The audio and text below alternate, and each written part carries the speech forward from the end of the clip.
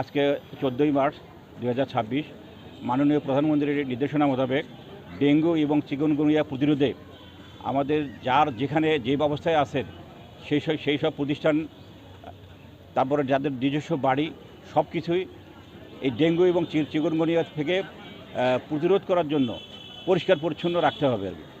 যেন কোনো প্রকার এই ডেঙ্গু যে আমাদের যে মশা আর কি, এডিস মশা, এই এডিস মশা যেন বংশবিস্তার না করতে পারে, এবং এই এডিস মশা বংশবিস্তার না করতে পারলেই আমরা আমাদের এই ডেঙ্গু থেকে রক্ষা পাবো আর কি। গত 2025 সালে আমাদের পঞ্চগড় জেলায় আমরা কেস পেয়েছিলাম 172টি, আর 2026 সালে 14ই মার্চ পর্যন্ত আমাদের 3টি কেস ডিটেক্টেড হয়েছে, এবং সবগুলো কেসে আসছে হচ্ছে ঢাকা থেকে।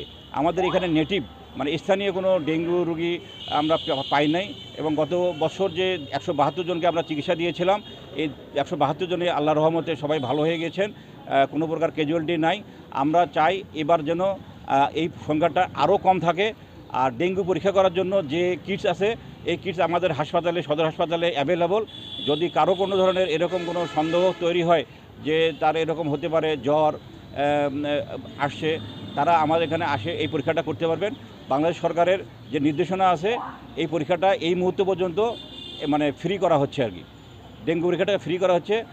তো আমাদের যে মেসেজ থাকবে, আমাদের মাননীয় প্রধানমন্ত্রীর যে মেসেজ, সেই মেসেজ হচ্ছে যে আমাদের যে স্বাস্থ্যসেবা প্রতিষ্ঠানগুলো আছে বা অন্যান্য যে প্রতিষ্ঠানগুলো আছে, নিজস্ব বাড়িঘর আছে, সব কিছু চারপাশে পরিষ্কার রেখে এই ডেঙ্গু এবং চিকুনগুনিয়ার যে বাহিত যে এডিস মশা, এই এডিস মশার বংশবিস্তার রোধ করতে হবে। আর এই উপলক্ষে আজ থেকে প্রতি সপ্তাহের প্রতি শনিবার এই প্রোগ্রামটা জোরদার করা হবে, এবং অন্যান্য দিন তো স্বাভাবিকভাবেই পরিষ্কার পরিচ্ছন্নতা থাকবে আর কি।